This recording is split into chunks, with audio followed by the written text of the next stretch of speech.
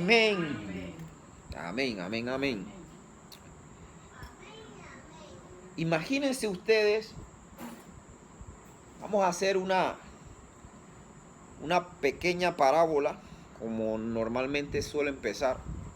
Imagínense usted que Dios sea tan bueno y misericordioso con nosotros y con otras mucha gente, y que estas reuniones así de todos los jueves de repente se vayan añadiendo a las personas a las que Dios haya de alcanzar y ser salvo, y que vengan a conocer la verdad. Imagínense que esto de pronto hace una explosión, tal como cuando empezó la iglesia en el libro de los Hechos, que empezó con 12.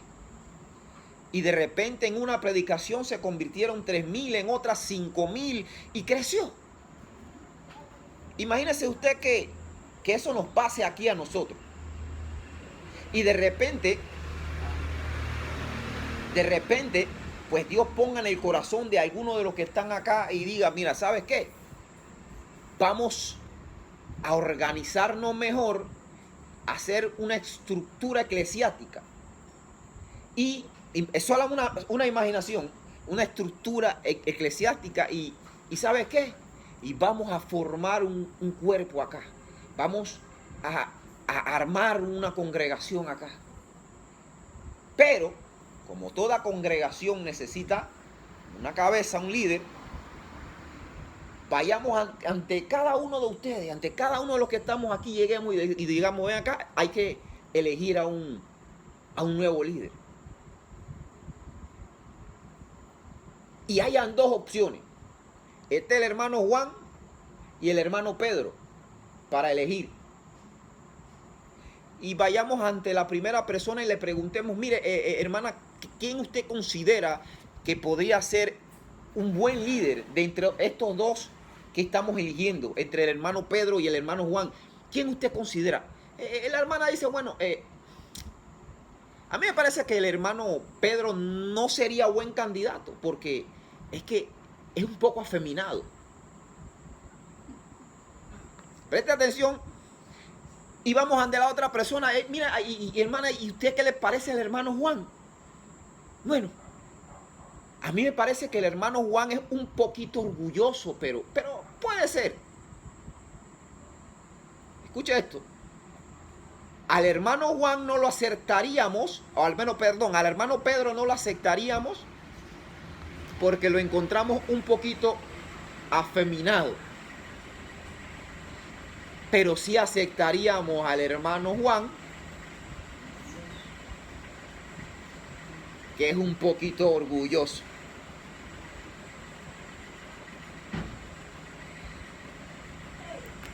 Imagínese usted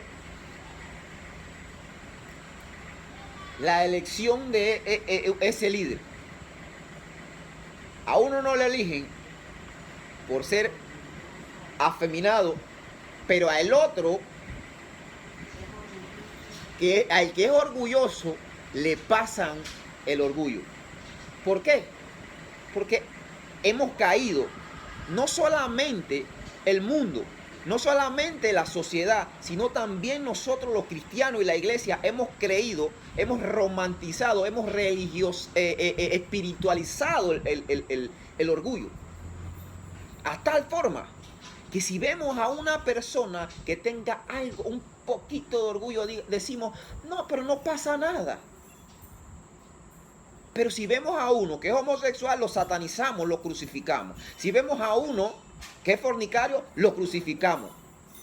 Pero si vemos a uno que es orgulloso, lo dejamos pasar. Y sabe, en esta noche vamos a estudiar, vamos a hablar un poco acerca del orgullo. El orgullo. El orgullo es el primer pecado que apareció en el universo. Escúcheme, antes de que creara Dios al ser humano, ya existía orgullo. El orgullo apareció en escena antes que el hombre. El orgullo fue la causa de la rebelión de Satanás, ese arcángel que en su momento se llamó Luzbel. Un arcángel, era un querubín protector de la gloria de Dios, así dice Ezequiel capítulo 18. El arcángel era un querubín de vestiduras lindas, de grande hermosura. Era una de las creaciones de Dios más hermosas, Luzbel. De hecho, su nombre lo dice, ángel de luz. Pero para que pase de ángel de luz a acusador, que es lo que significa diablo, algo tuvo que haber pasado. Escúchame, los teólogos alrededor de la historia de la iglesia atribuyen a la entrada del pecado o del desorden en la tierra, ese desorden que usted encuentra en Génesis 1:2. En Génesis 1:1 dice, en el principio creó Dios. La Biblia dice en Eclesiastés, Salomón dijo que Dios creó la tierra perfecta. En el versículo 1 dice, el Dios creó los cielos y la tierra. Es que Dios no creó la tierra desordenada. Dios creó la tierra de una forma perfecta. Pero también los teólogos de la historia del cristianismo enseñan y coinciden en que entre el versículo 1 y el versículo 2 hay millones de años de diferencia. Y en ese lapso fue que sucedió la caída de ese ángel, de ese arcángel de luz, que en el cielo tenía gran estima ante Dios. Y cayó a la tierra. Y fue que trajo el desorden. Porque es que el desorden, Dios jamás va a traer desorden. De hecho, 1 Corintios 14 dice que Dios es un Dios de orden. Amén. Amén. Entonces, ¿cómo fue posible de que desde el versículo 1 al versículo 2 de Génesis usted encuentre que haya la tierra desordenada? Era porque Jesús dijo en Lucas capítulo 10, versículo 16, no lo busque, eso se lo estoy mencionando. Yo veía a Satanás del cielo caer como un rayo a la tierra. Él cayó como un rayo a la tierra. Y también usted se va a encontrar en Apocalipsis capítulo 12, versículo 4, que cuando Satanás cayó del cielo, dice que arrastró la tercera parte de los ángeles del cielo. O sea que Satanás cuando pecó, cuando se rebeló contra Dios, no cayó solo a la tierra, sino que se vino con un contingente de ángeles que hoy día representan a los demonios. Entonces, ¿por qué le estoy trayendo todo esto? ¿Por qué? ¿Cómo nació esa rebelión de Satanás contra Dios o contra los santos de Dios en el cielo? ¿Qué fue lo que produjo esa rebelión? El orgullo. ¿Y cómo tú dices que fue el orgullo? Vamos a verlo como primer texto. Vamos a empezar esta clase en Isaías capítulo 14, en el profeta Isaías. Muy pocas veces usted me ve hablando del Antiguo Testamento, pero en esta ocasión es necesario se necesita entender el origen del orgullo.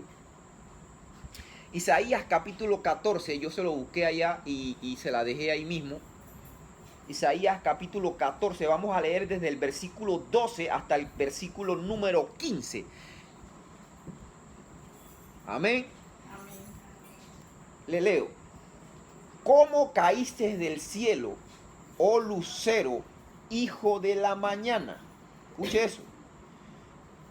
Cortado fuiste por tierra, tú que debilitabas a las naciones, tú que decías aquí está el detalle, tú que decías en tu corazón, subiré al cielo, en lo alto, junto a las estrellas de Dios, levantaré mi trono. ¿Quién decía así? Levantaré mi trono y en el monte del testimonio me sentaré a los lados del norte. Sobre las alturas de las nubes subiré y seré semejante, dice, seré semejante al Altísimo, mas tú derribado eres hasta el Seol, a los lados del abismo. ¿Qué sucedió aquí? Este texto de Isaías 14, del 12 al 15, enseña el porqué de la rebelión de Satanás antes de ser Satanás, cuando fue Luzbel o lucero de la mañana en el cielo. Entonces, ¿qué podemos encontrar acá? Que él en su corazón decía: voy a subir al cielo. Quiero ser como Dios. Seré semejante a Dios. Me sentaré en el trono. Allí nació el primer pecado en la existencia de la creación, no en la humanidad. La humanidad todavía no había sido creada, recuerde. Todavía el ser humano no había sido creado. Pero si nos vamos hasta después de la creación del hombre, nos vamos a encontrar el primer pecado del hombre en la tierra. ¿Y cuál fue? No, pero es que, hermano, la Biblia dice que el primer pecado del hombre fue la desobediencia. No.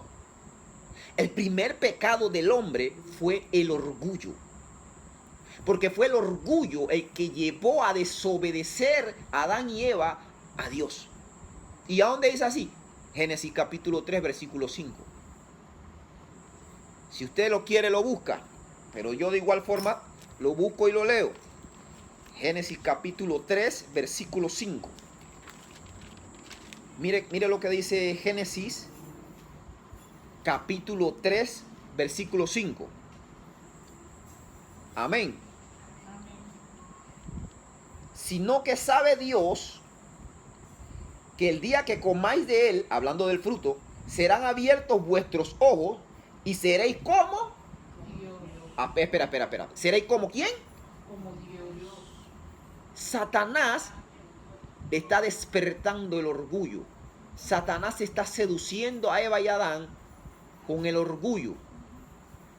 Lo que llevó a Adán y a Eva a desobedecer a Dios fue el querer ser como Dios. Lo mismo, las mismas palabras que utilizó Satanás para rebelarse contra Dios fueron las mismas palabras que utilizó para seducir al a pecar. Satanás trabajó el orgullo de Eva y le dijo: no, él no te dijo a ti que no comieras de ese árbol porque te vas a morir. No te vas a morir. Lo que pasa es que él sabe que si tú comes, vas a ser igual a él. Y Eva, ¿cómo? Igual a Dios. ¿Usted se imagina a Eva trabajando en su mente viéndose como un Dios? Y la llevó a desobedecer. Porque es que el pecado, el padre del pecado es el orgullo. ¿Por qué digo el padre del pecado es el orgullo? O para decir algo, el pecado mayor es el orgullo. Todos los demás pecados nacen del orgullo. Todos los demás pecados nacieron desde el orgullo de Satanás. Todos los demás pecados de Eva y Adán nacieron desde su orgullo. Todos los pecados nacen del orgullo. Entonces estamos repasando y nos damos cuenta que el primer pecado del universo fue el orgullo, pero también el primer pecado del hombre fue también el orgullo. Y también vamos a ir analizando, estudiando que el padre del pecado es el orgullo. Entonces,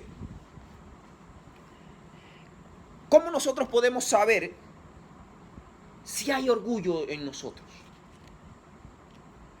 ¿Por qué? Porque usted ha podido escuchar o platicar con muchas personas que dicen: yo no soy orgulloso. Yo no tengo orgullo. Lamento decirle, y también vamos a presentarle el espejo de la Biblia, que todos tenemos orgullo.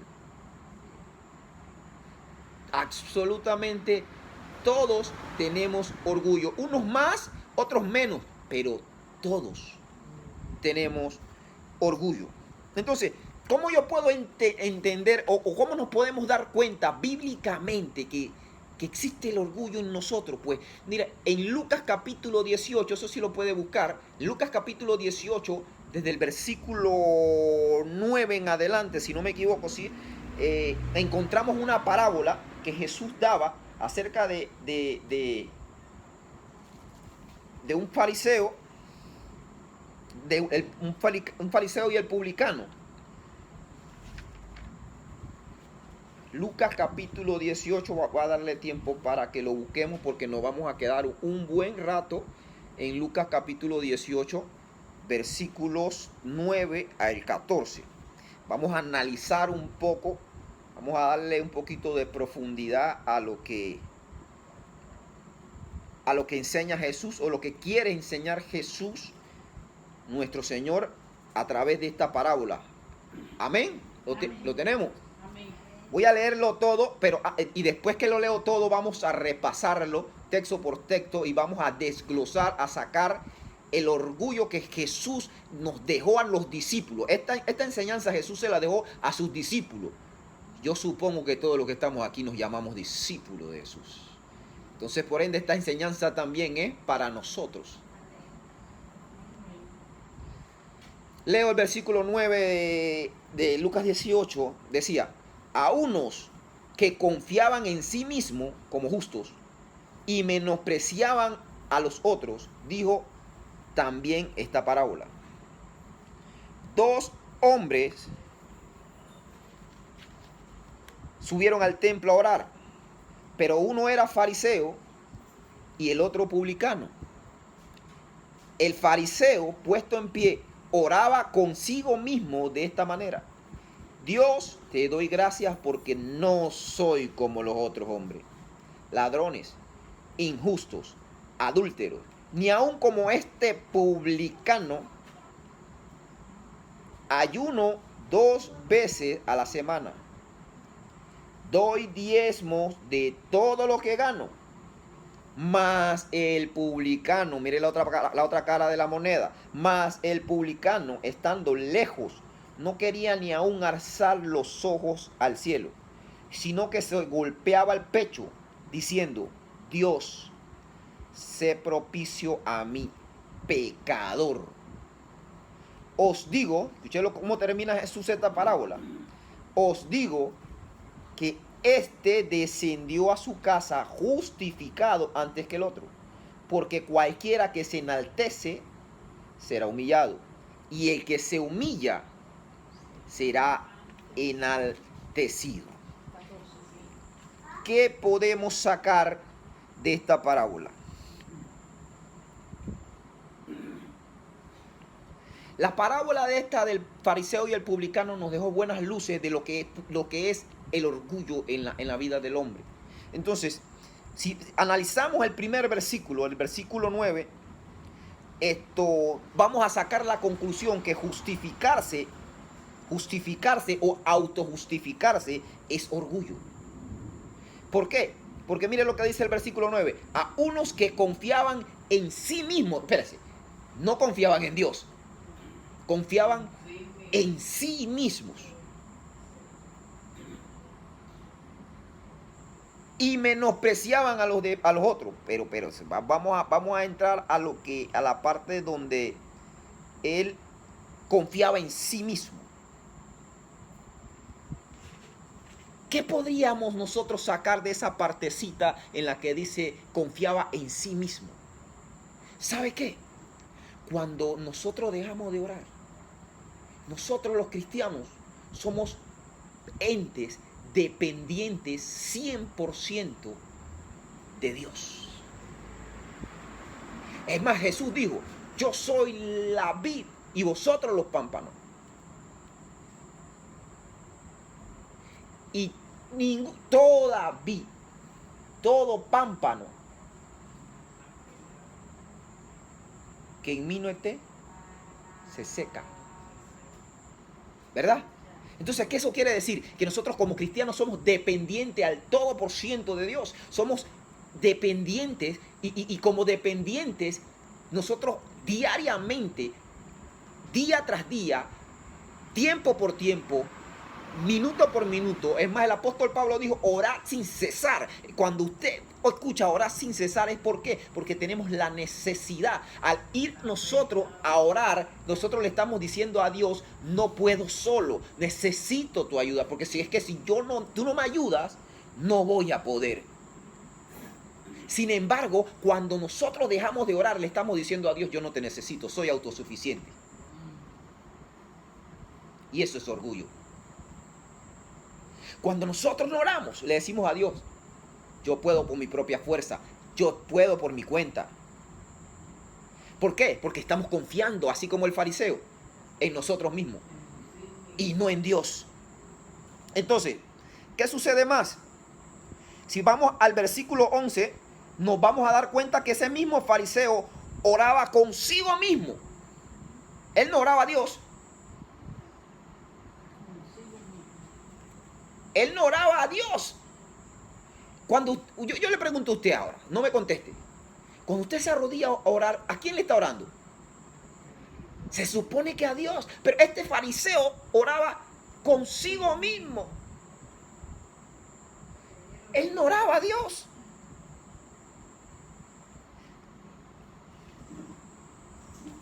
Cuando usted ora, usted va con la confianza, con la seguridad, con la fe de que Dios le va a escuchar y le va a respaldar, le va a ayudar. Pero usted se encierra en su aposento, en su cuarto, en su cama, se arrodilla, a donde sea que usted ore, usted ora a Dios. Pero usted no se ha visto mucha gente que llega a las iglesias, no oran en su casa, pero cuando están en el culto pasan al altar y se arrodillan.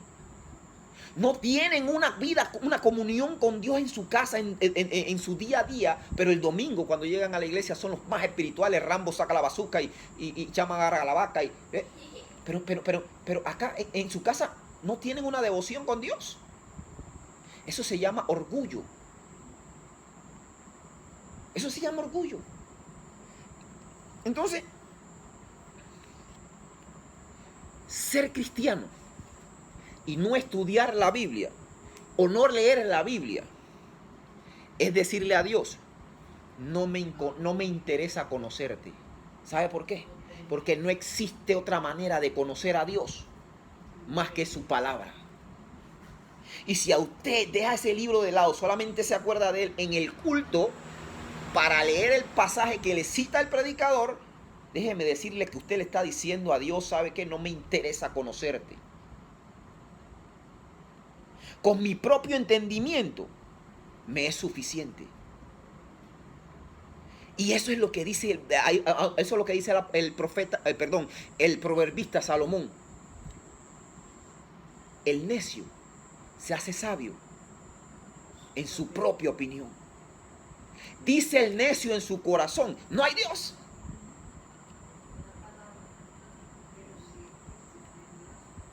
¿Ah? Y eso es orgullo. Es orgullo, amados hermanos. Otra luz que nos deja esta parábola del fariseo y el publicano está en el. Bueno, voy a hacer una pausa, no se muevan de ahí. Yo voy a leer otro pasaje bíblico paralelo al del fariseo y publicano. No se muevan de Lucas 18, yo me voy a ir a Mateo, si usted lo quiere anotar allá, a Mateo capítulo 6. Y voy a leer un pasaje paralelo al del fariseo y el publicano. Mateo capítulo 6, voy a leer solo desde el versículo 1. Voy a leer desde el versículo 1 en adelante. Dice, Jesús hablando aquí, dice, guardaos de hacer vuestra justicia delante de los hombres, para ser vistos de ellos. Para ser visto de ellos. De otra manera no tendréis recompensa de vuestro Padre que está en los cielos. Cuando pues des limosna, no hagas tocar trompeta delante de ti, como hacen los hipócritas en la sinagoga y en las calles para ser alabados por los hombres, de cierto os digo que ya tienen su recompensa. Mas cuando tú des limosna, no sepa tu izquierda lo que hace tu derecha, para que sea tu limosna en secreto, y tu Padre que ve en lo secreto te recompensará en público. Miren esto, fíjense en esto. ¿Qué nos quiere enseñar esto? Esto nos enseña que cuando haces las cosas para ser visto por los hombres, esa exactamente va a ser tu recompensa. La admiración de los hombres va a ser tu recompensa. No vas a ser recompensado jamás por Dios, porque cuando estás haciendo las cosas para ser visto por los hombres, entonces no la estás haciendo para Dios, la estás haciendo para tu propia gloria, para engrandecer tu ego, tu orgullo. Estamos acá. Y el apóstol Pablo dice, haced todo para la gloria de Dios. Pero ¿cuántos de nosotros no hacemos las cosas para ser vistos por los hombres? Y aún así esperamos que Dios nos recompense y nos bendiga por esa buena obra. Pero Él nos está diciendo acá, ya tu recompensa es esa. La admiración de los hombres. Oh, wow, qué buena persona es esta. Pero mira cómo le dio eso al necesitado. Pero Jesús dice que no sepa tu izquierda lo que hace tu derecha. Porque de esa forma es que Dios recompensa. Cuando haces la cosa en secreto, Dios te recompensa en público. Pero cuando lo hacemos delante de los hombres, para ser vistos por los hombres, sencillamente para fortalecer nuestro ego. Eso es orgullo. Orgullo. Entonces,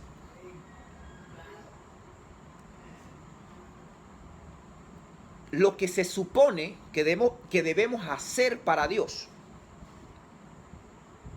no se lo debemos contar a los demás.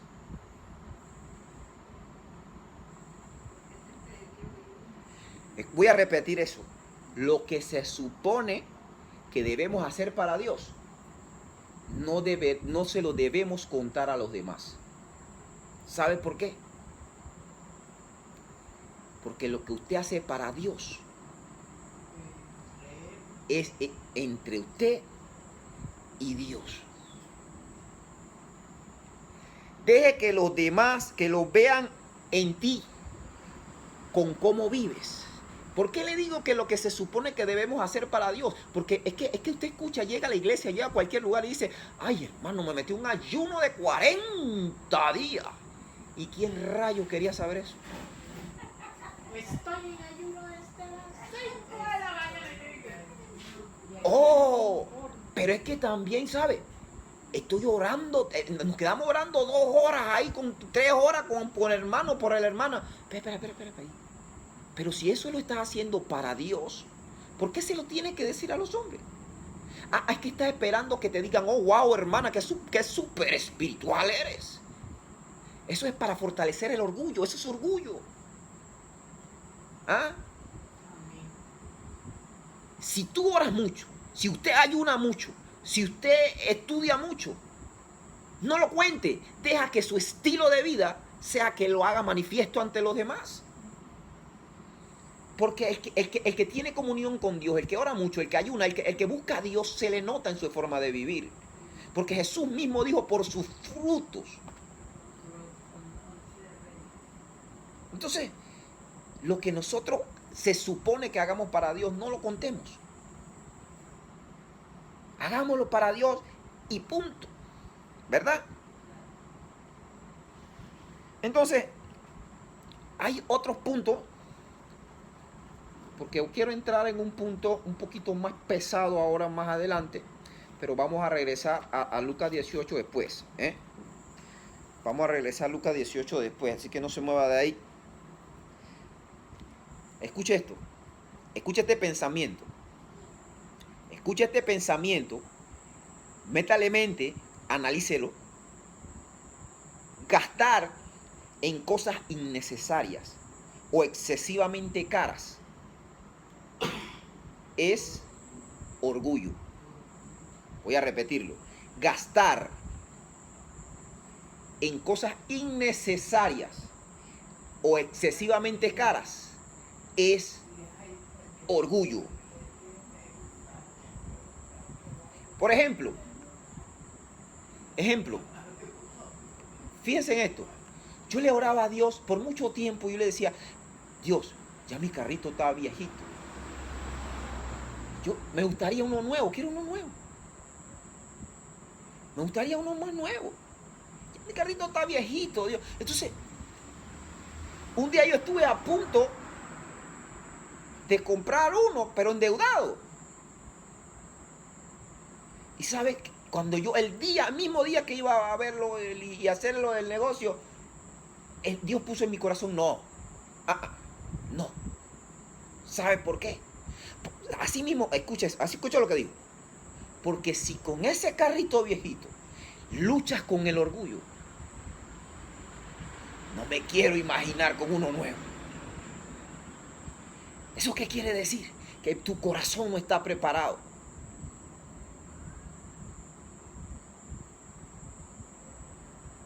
Pero ¿y cómo puede decir que mi corazón no está preparado? Es que espérate. Pregúntese primero, ¿lo necesita realmente uno nuevo? Es necesario, es indispensable. Sin eso no podrías vivir. No, la respuesta va a ser no y 1000 veces no. Eso es solamente para decirle a los demás, tengo un carro nuevo. Eso es orgullo. Eso es orgullo, ¿verdad? Entonces, imagínense el coscorrón que me dio Dios ahí. Porque eso que le estoy contando no es que eso yo lo vi, a mí me pasó. Me dio ahí toco. Corrección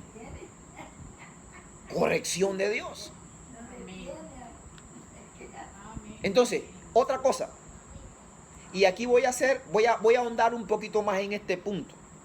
Pero escucha primero este pensamiento. Meterse en deuda excesivamente alta para tener algo no necesario con la espiritual y religiosa excusa de por fe o por la mal llamada fe, eso es orgullo. Se lo repito, voy a repetirlo. Ahí va. Meterse en deuda excesivamente alta para tener algo no necesario con la espiritual y religiosa excusa de por fe o por la mal llamada fe, porque espiritualizamos y hacemos religiosizamos la fe, mal utilizamos la fe, la espiritualizamos para excusarnos en satisfacer nuestro orgullo. Yo no sé si está acá. ¿Y qué pasa? Realmente no lo necesitamos. ¿Y qué pasa? Mire, escucha esto. Voy a ahondar un poquito más en esto. ¿Por qué? Porque hay mucha gente que malentiende lo que es la fe. Hay gente que también malentiende lo que es el milagro. Yo le voy a definir cómo la Biblia define un milagro. ¿Qué es un milagro? Un milagro es un acto, un evento que sucede más allá del alcance de la mano del hombre. ¿Qué es un milagro? Algo que sucede una vez que ya todos los recursos humanos se terminaron y solamente hacía falta uno de Dios. Es decir, hermana Rosa, que usted esté sentada ahí de repente en el culto y le pongan la mano en el hombro y le digan, hermana, yo tuve esta sensación en mi corazón que le entregara esta llave de este carro nuevo para usted. Eso es un milagro. Pero espiritualizan la deuda, diciendo, oren por mí para que Dios me dé el milagro y me aprueben el préstamo, pagando una casa, un carro impagable, y dicen, eso fue por fe. ¿Qué fe? Eso fue por decisiones tuyas. Con la pandemia muchas fe se quedaron en el banco. ¿Qué fe?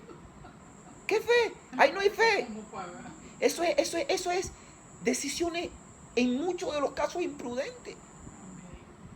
Entonces, ¿qué pasa?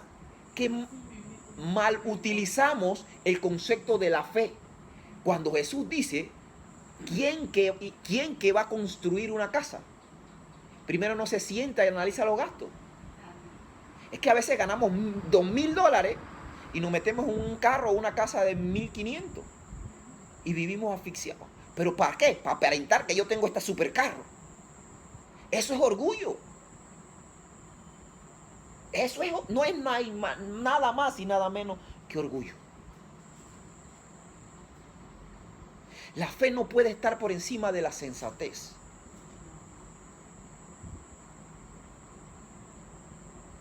Porque si tuviesen esa fe para salvación, todo esto estuviera lleno. ¿Ves que malutilizan la fe? La fe para salvación. Ah, pero para el carro sí. Pero para ir a la iglesia, para estudiar la Biblia, no existe esa fe. ¿Qué forma de espiritualizar lo material y la vanidad? ¿Verdad? Entonces, eso se llama orgullo, hermanos.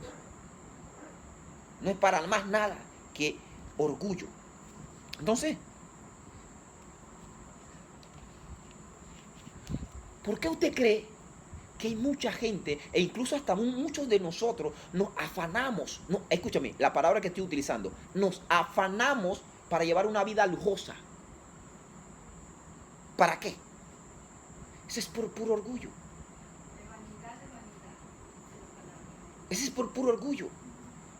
Quiero vivir en un barrio rimbombante, quiero tener el último carro, quiero tener mi televisión, se ve bien, quiero cambiarla a una más grande. ¿Qué es eso? Orgullo.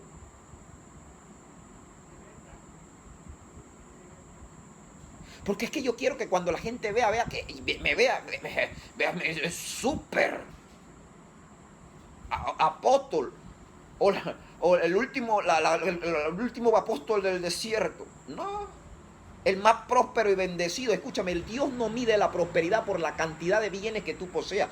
Dios mide la prosperidad por el nivel de vida espiritual y comunión que tengas con Él. El apóstol Juan dice, amado, yo deseo que seas prosperado en todo, sí, en todo, pero así como prospera tu alma. Es decir, si tu alma no prospera, no vas a prosperar en lo demás. Al apóstol Pablo en Colosenses 3:1 dice, buscad primeramente las cosas de arriba y no las de la tierra. En eso no hay fe. Pero para casa, carro, viaje y cuanta vanidad, esa sí es la mal llamada fe religiosa y espiritual. ¡Wow! Cómo tergiversamos las cosas nosotros los seres humanos, ¿eh? Y sacamos textos bíblicos mal utilizados para justificar nuestro orgullo. Esto suena un poco duro y difícil. ¿Y sabes para dónde me quiero ir con esto de que nos afanamos en muchas ocasiones para llevar una vida lujosa? Para ir al ejemplo de Nabucodonosor en Daniel capítulo 4. Lo leemos. Voy a leerle porque son bastantes textos. Daniel capítulo 4. Voy a leer desde el versículo 29. Daniel capítulo 4 desde el versículo 29 en adelante. ¿Ah?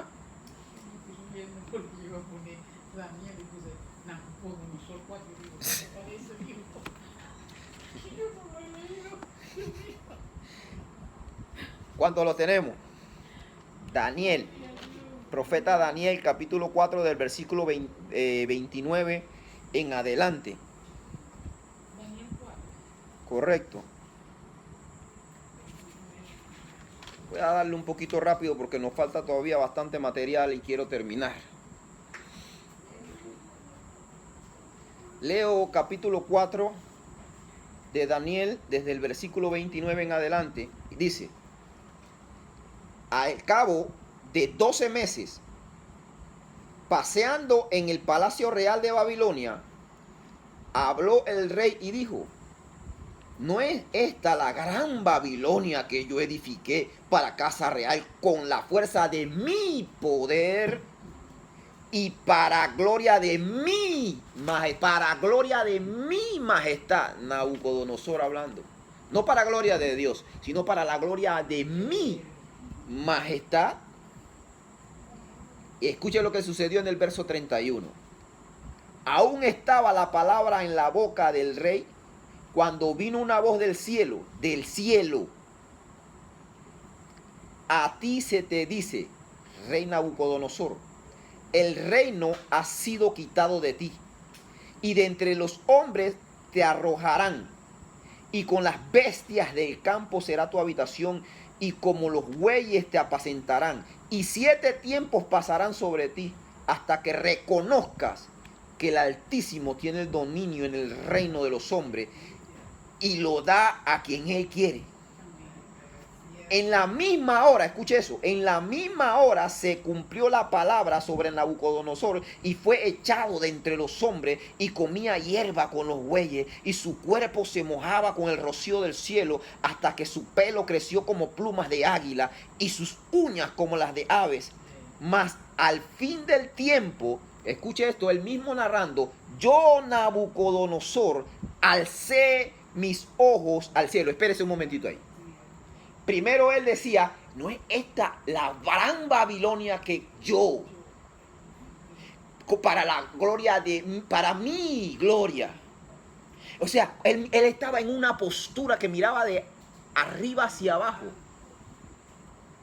Miraba, como nosotros decimos hoy día, por encima de los hombros. Él miraba de arriba hacia abajo, pero cuando comió polvo, cuando quedó como una bestia del campo, dice, yo Nabucodonosor ya no miraba de arriba hacia abajo, ahora miraba de abajo hacia arriba. ¿Ah? Ya no miraba de abajo, de arriba hacia abajo, sino ahora de arriba a abajo. ¿Sabe qué pasa? Esa Babilonia en su momento tenía lo que en su momento fue la 7ª maravilla del mundo, los jardines colgantes de oro. No sé si en algún momento ustedes llegaron a escuchar o a leerlo o a verlo. Bueno, esa la construyó ese Nabucodonosor que dijo, construida para la gloria de mí, para mi gloria. Pero Dios lo puso a comer polvo. Porque es que Dios al orgulloso lo pone a comer polvo. Porque Dios dice, antes de la caída es la altivez del espíritu. Antes de la caída es la altivez de espíritu. Dice,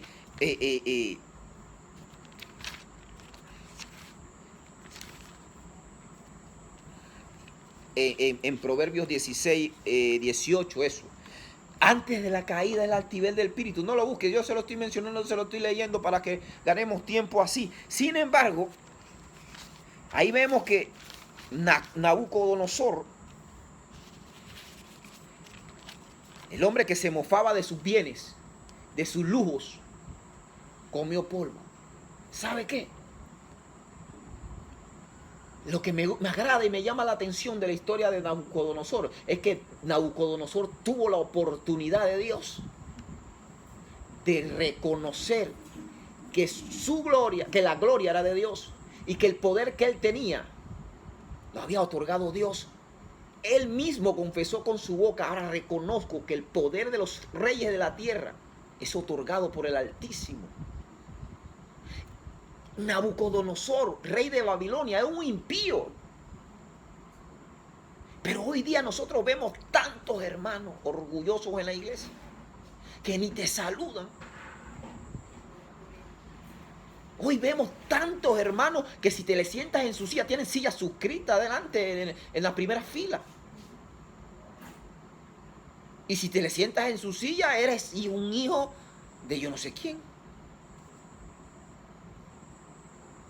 Y hay tantos hermanos porque por su gran vida lujosa o por sus grandes bienes que tienen, se sienten el superapóstol de las naciones, la última Coca-Cola del desierto. Eso es orgullo. Y escúchame esto. Nosotros leímos en Isaías 14 del 12 al 15 que Satanás dijo, subiré al cielo. Pero nosotros conocemos a un hombre a uno que antes de ser hombre dijo, bajaré a la tierra, me humillaré por los pecados de ellos. Pero espera, ¿qué significa eso? Que el orgullo viene de Satanás y la humildad viene de Jesús.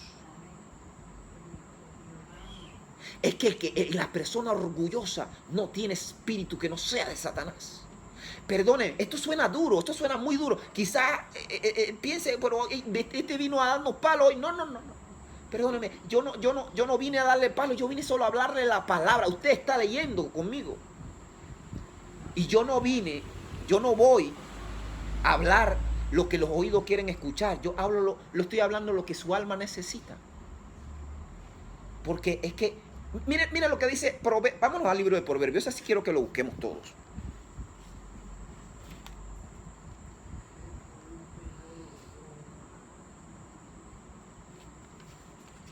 Mire que dice Proverbios 6.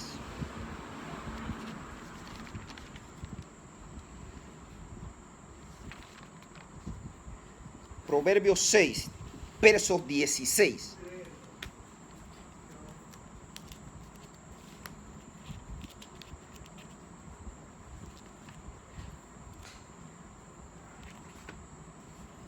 ¿Cuánto lo tiene? 6.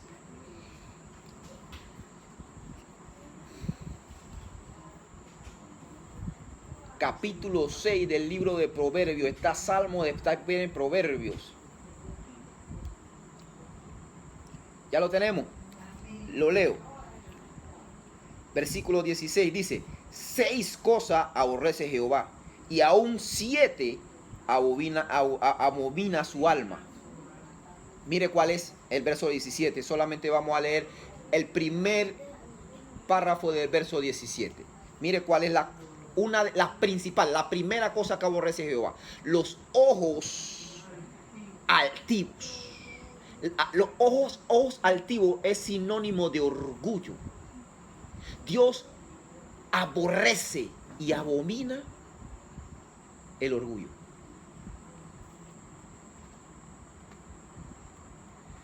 ¿Usted cree que con orgullo podemos estar cerca de Dios? Si Dios aborrece esto, abomina, y hay algunas Biblias que dicen odia. Algunas traducciones dicen Dios odia los ojos altivos. Usted se imagina que es ser odiado por un Dios de misericordia. Pero es que, ¿por qué Dios odia el orgullo? Porque es que el orgullo empezó todo. Entonces, nos damos cuenta que este es un mal peligroso que nos aleja de Dios. Y escúchenme, es un mal no solamente peligroso que nos aleja de los demás, sino también de Dios, y nos cierra el acceso al cielo. Nos cierra el acceso al cielo. ¿Por qué? Porque dice la Biblia que Dios al altivo lo mira desde lejos. Entonces, nos estamos dando cuenta que el orgullo lo hemos espiritualizado a tal forma de que lo hemos normalizado en la iglesia. Él es un poquito. ¿Se acuerda la elección del pastor? Él es un poco afeminado, así que no creo que sea. Pero este es un poquito orgulloso, eso no pasa nada. O sea, es que el orgullo es más abominable que el afeminado. Es igual. Pero en la iglesia lo hacemos pasar agachado. Qué peligro, ¿no? Y entonces, hay algo que nosotros no entendemos o no nos damos cuenta, o a veces no lo hemos leído. Mire, 3 de los hombres más relevantes, creo que ayer hablamos un poquito de esto, en la Biblia, cayeron por orgullo. Por orgullo. ¿Quién era el hombre más fuerte de la Biblia? Sansón. Su orgullo lo llevaba a que mujer que veía, mujer que quería, yo soy el hombre más fuerte. Así es que no se me puede resistir. Sansón. Salomón, el hombre más sabio. Yo soy el hombre más sabio. Escúcheme, tan sabio que tuvo 300 mujeres, 700 concubinas, 1000 mujeres. ¿Eso qué es? Eso se llama orgullo, hermano. ¿Por qué? Porque escúcheme, eso 1000 mujeres. No, escúcheme, 1000 mujeres. No, es imposible que un hombre pueda satisfacerse él o a 1000 mujeres. Es lo que estaba satisfaciendo su orgullo, decir, tengo 1000 mujeres. Y David, uno de los hombres junto con Job más íntegro de la Biblia, Dios le llamó un hombre conforme al corazón de Dios. Eso habla de integridad y el orgullo lo tumbó, porque él, en vez de ir a la iglesia, a la guerra, se quedó en el balcón de su palacio y mirando hacia abajo vio a una mujer bañándose, ¿verdad?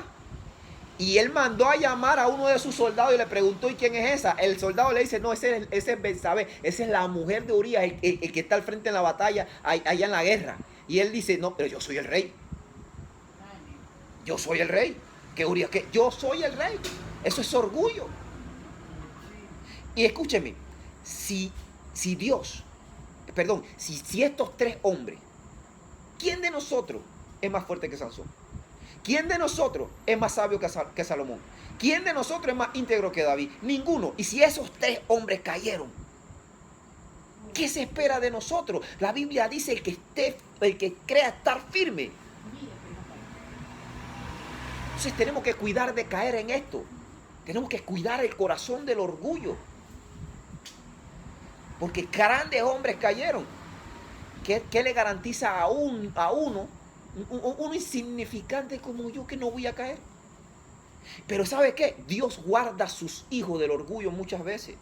¿Por qué? Porque es bien visto que a muchos de nosotros hemos pedido cosas a Dios. Dios, yo quiero esto y yo quiero lo otro. Y oramos y nunca se nos da. Pero es guardándonos el corazón. Porque es fácil puede hacer, cógete, dáñate, piérdete. Así como el padre cuando con el hijo pródigo, dame lo que me pertenece, coge.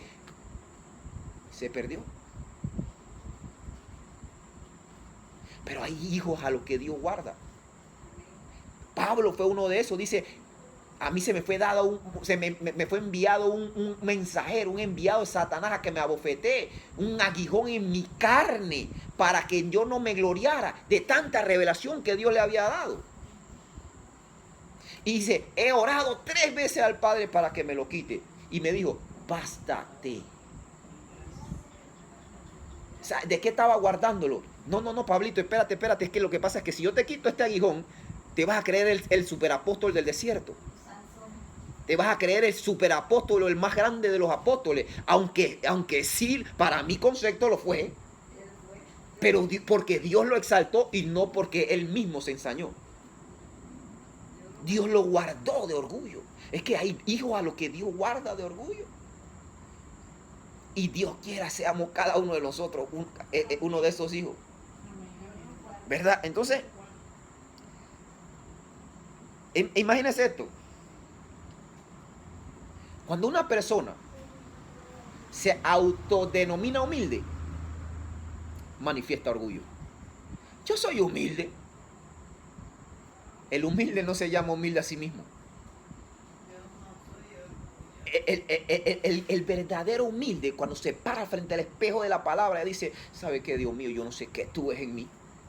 Es que yo soy un vil pecador. Mira este corazón lleno de porquería, de marranés. O sea, eso hace. El apóstol Pablo dijo, en una ocasión, el apóstol Pablo dijo, yo he venido a ser la escoria del mundo. Pero Pablo, ¿cómo tú hablas mal de ti? No. Es que nuestras obras, dice la Biblia, que son como trapo de inmundicia delante de Dios. Pero nosotros nos glorificamos, nos autoproclamamos los superhéroes del mundo cuando hacemos una buena obra. Pero dice la Biblia que nuestras buenas obras son como trapo de inmundicia ante Dios. ¿Esto es para qué? Dios te está diciéndote, nada de lo que hagas me impresiona. Lo que impresiona a Dios es un corazón contrito y humillado. Eso habla de humildad.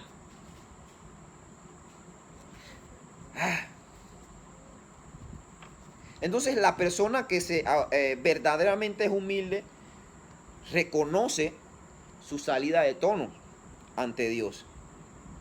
La persona que verdaderamente humilde dice, ve acá, me salí, se me fue, me patiné. Perdóname, Dios. Es que el humilde pide perdón. El que no es humilde borró la palabra perdón de su diccionario. ¿O usted ha conocido personas que han cometido tratadas y jamás han pedido perdón? Porque es que el perdón es una palabra para el humilde, para el altivo no. Entonces, y ni hablemos de la falsa humildad. Voy a terminar ya. Ni hablemos de la falsa humildad. Vendemos una falsa imagen ante los demás muchas veces. Como dije hace un rato, no oramos en la casa, pero cuando llegamos a la iglesia corremos al altar a arrodillarnos. Eso es orgullo, eso es para que la gente me vea que yo voy al altar a orar, que yo soy súper espiritual, pero en tu casa no oras. No tiene comunión. Quieres vender, proyectar una imagen. Eso es orgullo. Entonces también